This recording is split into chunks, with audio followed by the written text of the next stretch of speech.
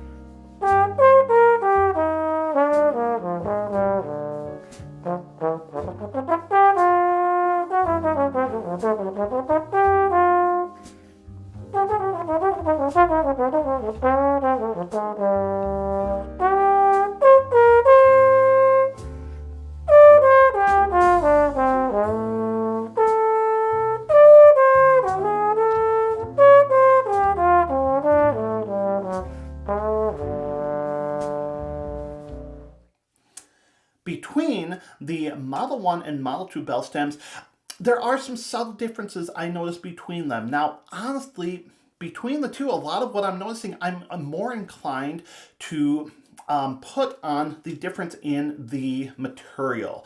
What I found with this particular setup, with everything else I have going on, is that I had a little bit more diction, a little bit more front to the note, a little bit more immediacy in sound with the yellow brass, which kind of makes sense there. I do think with having the little bit longer neck pipe here. So part of this, with having the bell closer in, it does mean that the neck pipe tuning slide is a little bit longer, and it's subtle. But if we hold it up, you can tell there's a little bit of a difference there. And so I think I can feel a little bit different compression from this. But again, I think more of the control that I'm getting out of it, how things are slotting, I'm inclined to put on the material. Now, with this, I can tell certainly that there is more feedback with having the bell a little bit closer in. Now, part of this too is we're taking a dark material with a fairly dark bell flare. Honestly, if I was going to be playing around with this setup by itself, I might balance this out with a yellow brass bell flare that I think in a lot of ways can give me some of a similar amount of the front to the note, the immediacy to the sound here. But I can get a little bit more of the feedback. I did feel like in the upper register with this, it slotted just a little bit differently. The axis was still there, but I felt just a little bit less secure with it. But then again, kind of based off of what I'm feeling here, I could see taking this, and I feel like if I combine this with one of his 500 hand slides, which in a lot of cases I almost like more than the 508 for me personally, I feel like that again would give me a lot of the warmth that I'm feeling with the sound, but at the same time I feel like I would probably have a little bit more control up there as well. So it is what I found with folks working on the Lawler setups, it is very, very individualistic. It really does kind of depend one person to the next what they're looking for. But I think there are some kind of overriding generalities that we can have with this.